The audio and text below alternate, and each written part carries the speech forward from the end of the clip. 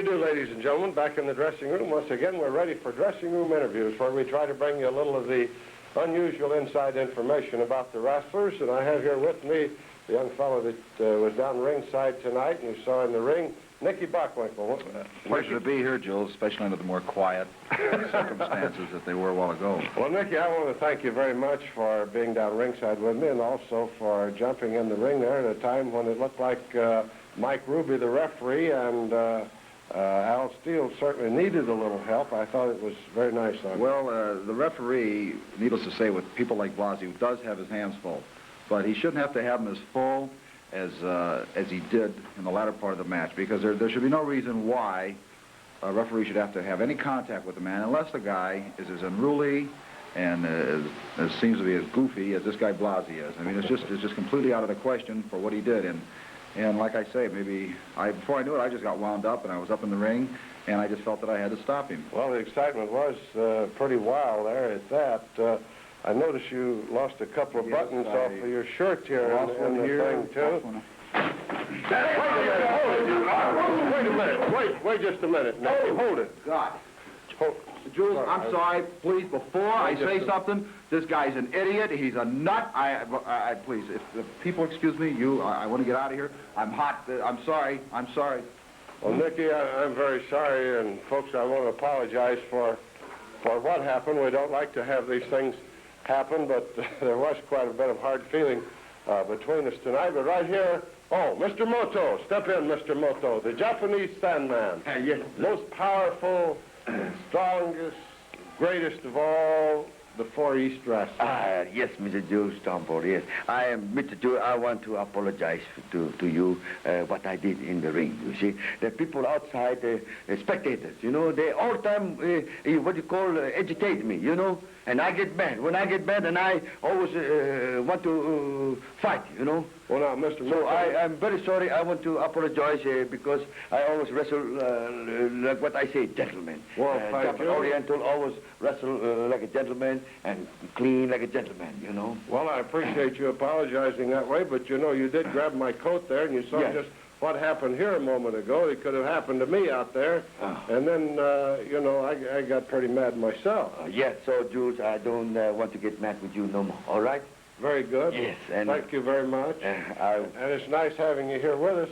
But still, at that, Mr. Moto, I still think, even with your apology and all, that there was no sense and no use of you using the karate on... Now, Mr. Jules, I don't want to tell this karate, because I don't understand karate. I know only judo. Wait a minute, you understand karate. No, I don't understand karate. I know Japanese judo chop, a good sleeper hold. You know, that's all. You used karate out there tonight. Now, Mr. Jules, you know, I say I apologize to you, but if you say some more karate, I'm going to use on you too, you know? Well, you just try using karate on me. Well, if I do use you down there, you there get up, you know? You just try. You talk some more to me, and then if you can't behave yourself, you stay off the dressing room interview. I don't care. I don't want to come to you and interview no more. You can... All right, I don't care. I go. Well, it doesn't look like it's our night in dressing room interviews tonight. Let's get Freddie Blassie in here. Come in, Freddie. I want to know what was the reason for this outrage that...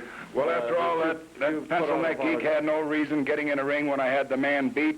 After all, it was my wrestling match. Already won the match. It makes no difference. Like I said, my ambition is to kill somebody in the ring, so I want to make AP all over the country so everybody can read it, see?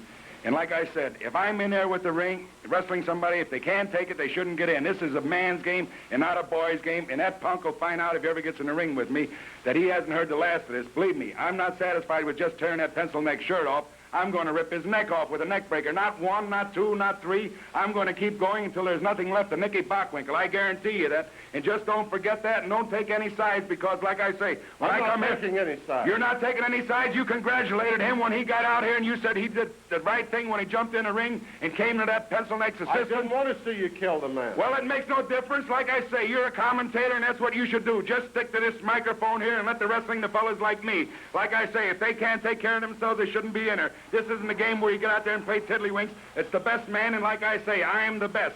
Freddie Blassie. Just don't forget that. And like I said, never take sides against Freddie Blassie. When you're out there, it's impartial, 50-50. And don't try to... dressing room interviews, try to keep your act... I'm very calm, cool, and collected. I say, when I'm out here, I come out here with nice intentions, good intentions at all times. But you fellas go out of your way trying to get me all excited and everything, calling me a psycho. There's nothing wrong with me. I'm not a psycho, and I'll have you know I went to my psychiatrist, and I've got a clean bill of health.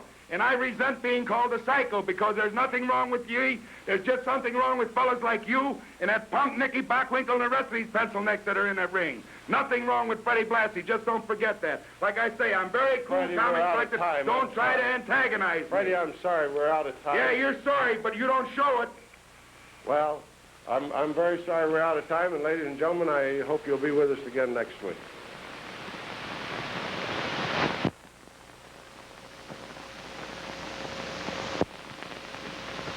How do you do, ladies and gentlemen? Welcome to Dressing Room Interviews. This is Joe Strongbow, and it's my pleasure to have with me here in the dressing room tonight some of the greatest wrestlers, in my estimation, in the business today. And standing here with me now is not only a fellow that's one of the greatest wrestlers now, but he's been the top man in wrestling for the last 10 years. He's the International Heavyweight Wrestling Champion.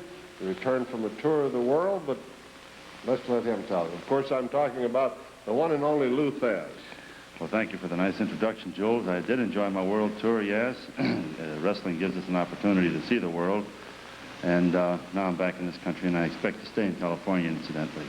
Well, Lou, it's a pleasure to have you on Wrestling Stars of the 60s. You say you're around the country. We also had a fellow on our card tonight, world champion Edouard Carpentier. Did you wrestle in France while you were on your tour? No, I did not. Carpentier happened to be in Montreal at the time, and if I... You misunderstood me. I said, did you wrestle in France while you were there? Oh, yes. I didn't wrestle Carpentier. No. No, oh, yes. I wrestled in France quite frequently.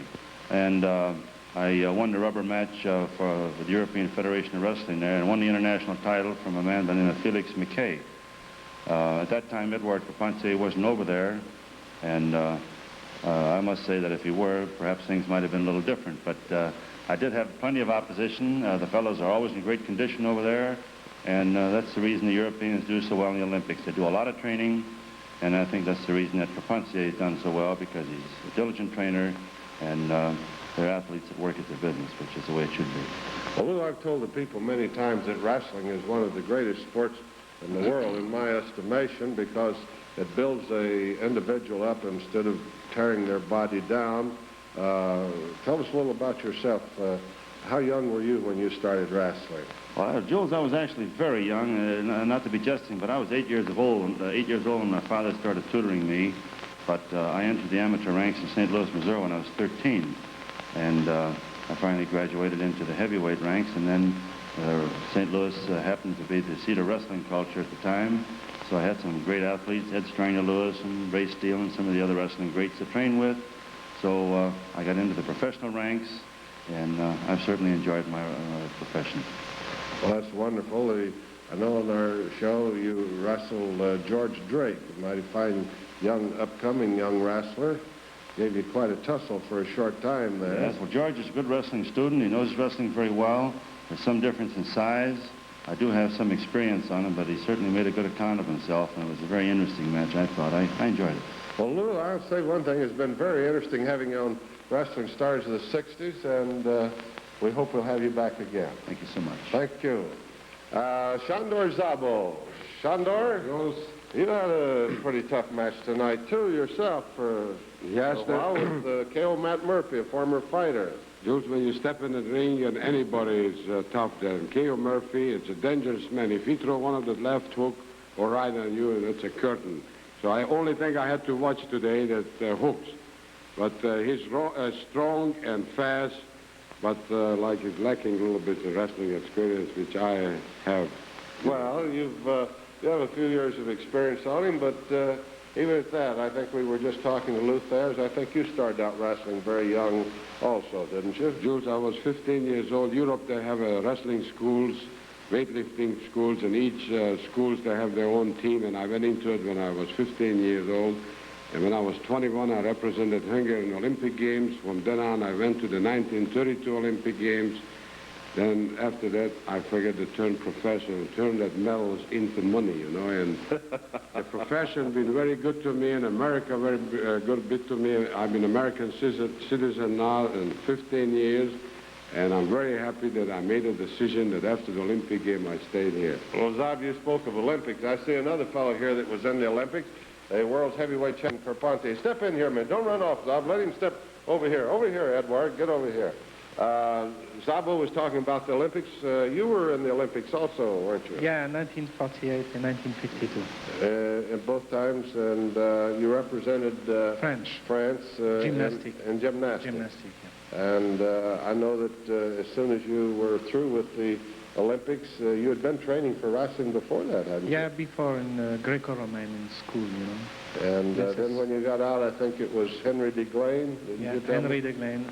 He taught me, he trained me for the professional wrestling. Well, he did a wonderful job, didn't he, Zab? Wonderful job. And since he's been this country and the results is Jules, he won the heavyweight championship of the world, which is the highest honor, and he come up the fastest way, but he deserved it. Where he trains every day, 3-4 hours in the gymnasium, wrestling, acrobatic, keep himself one of the greatest condition the man can be. You know, I have a good coach too. You know. Well, I'll say this, Edward, even above the world's heavyweight wrestling championship you hold, it's the fact that to me you're the most amazing and fantastic wrestler I've ever seen to watch in the ring, and that's what the people like. So more power to you. Thank you very much. Yes, sir. Ladies and gentlemen, the world's heavyweight wrestling champion himself, Edward Carpentier. It's been a pleasure having you and Chandra Szabo with me on Dressing Room Interviews. I hope you'll be back with us again soon. Thank you very much. Thank you.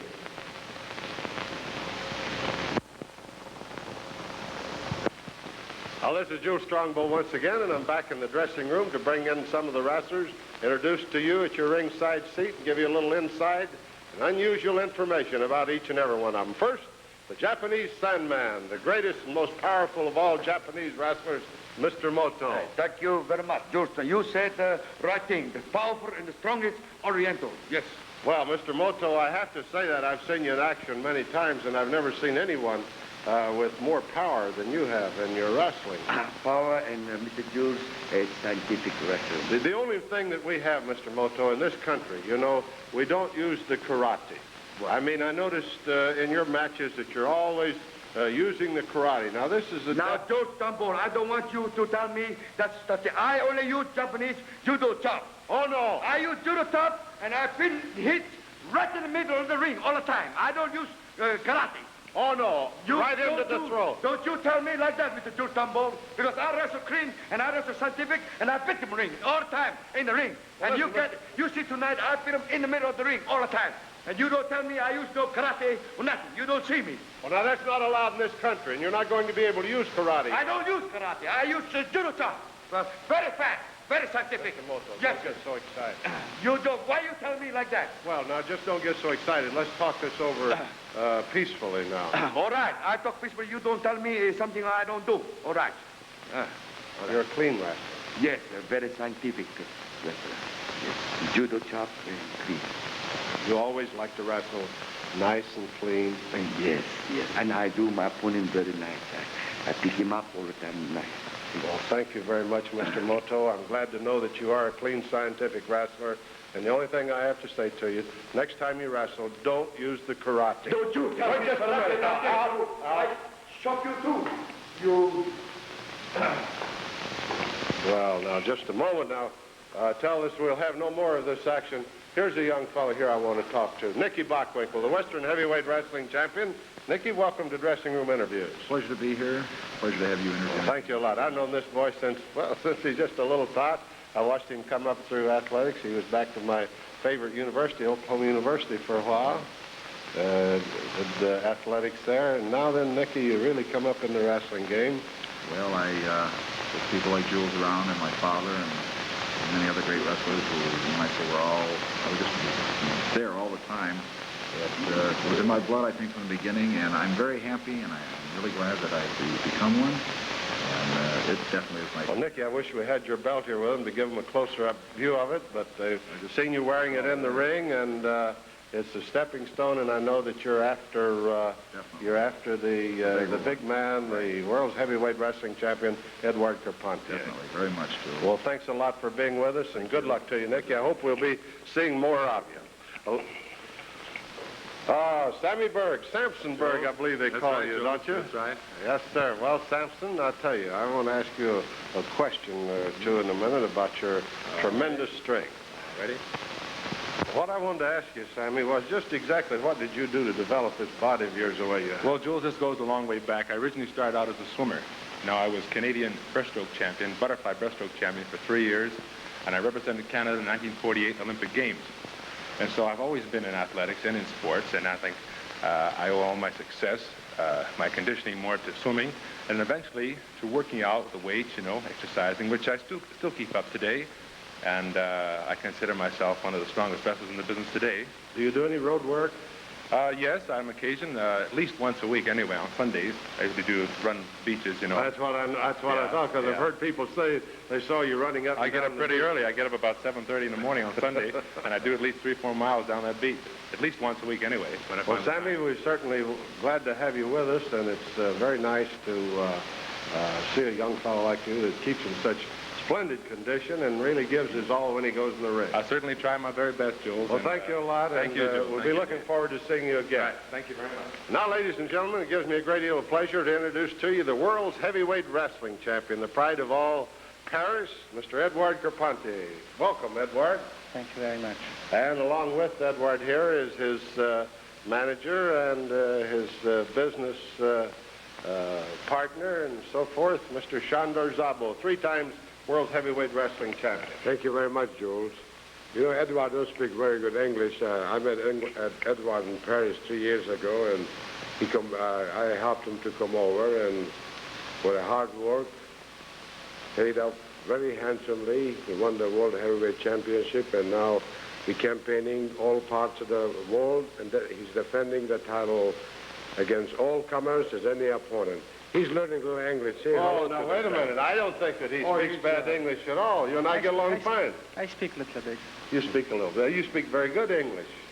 I'm trying. You're trying very hard. It's not too easy, for me.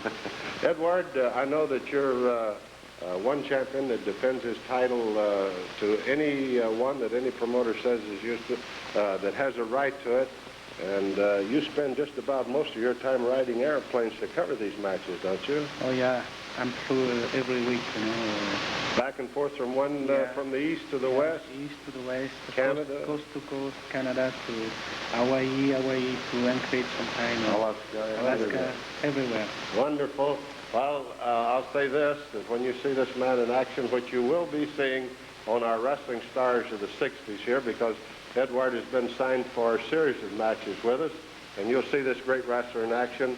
And Edward, thanks very much for being with us. Szabo, thank you very much also. Thank you. Edward Carpentier, world's heavyweight wrestling champion, and now the big German, the powerful man that has met all comers and has left nothing but broken skulls behind him, Hans Hermann. Guten Abend, Landsleute. Es ist mir eine große Ehre. Just a moment. May we have this in English, please? Warum muss ich Englisch sprechen? Weil diese dummen Leute kein Deutsch verstehen? Just a moment. I still don't understand you. Would you speak in English, please? Okay, if you cannot raise yourself to speak German, I will lower myself and speak English. I believe that I am superior to each and every one of these champions, these athletes that you've seen here. I don't waste my time boasting. I just go in the ring and produce. I base my moves on mathematical calculations. The city of Las Vegas, as I said once before, is built on the laws of mathematical chance. My wrestling career is built on the mathematical laws of science. And ladies and gentlemen, you see a great wrestler when you see Hans Hermann. Remember this, just remember this, that you see in your camera now. Hans, thank you very much for being with us on Dressing Room Interviews, and we'll be looking forward to seeing you on Wrestling Stars of the 60s. And now the Southern heavyweight champion himself, Freddie Blassie. How are you, Jules? Very good. Or I believe you prefer to be called the great Freddie Blassie. That's right, the great Freddie Blassie, the lover boy of the mat, as I am known. You know, I've heard a lot of vain, conceited talking here tonight. But like I say, my record and results speak for itself, so I don't have to get out here and tell these people how wonderful I am. I mean, they can take a look at me right there. The women can see what a beautiful specimen of manhood, I really am. I know the fellas are envious of Freddie Blassie, but after all, that doesn't keep the women from coming out and see me whenever I appear in her hometown. And I know they will support me because the letters I have received, hundreds and thousands of letters during my career, testify to that fact. Well, Freddie, it's wonderful having you with us on Dressing Room Interviews. Well, it's better yet to know that you're going to be with us on our Wrestling Stars of the 60s, in the very near future. That's right, I certainly am. And like I say, it's a pleasure for you people to have me here with you at the present time. I know it's a real honor. Well, thank you very much, and Freddie, we'll be looking forward to seeing you in action in the ring. Thank you. Yes, sir. Well, ladies and gentlemen, that winds up our Dressing Room Interviews. I hope you've enjoyed it as much as we have bringing it to you, and we'll be seeing you again soon.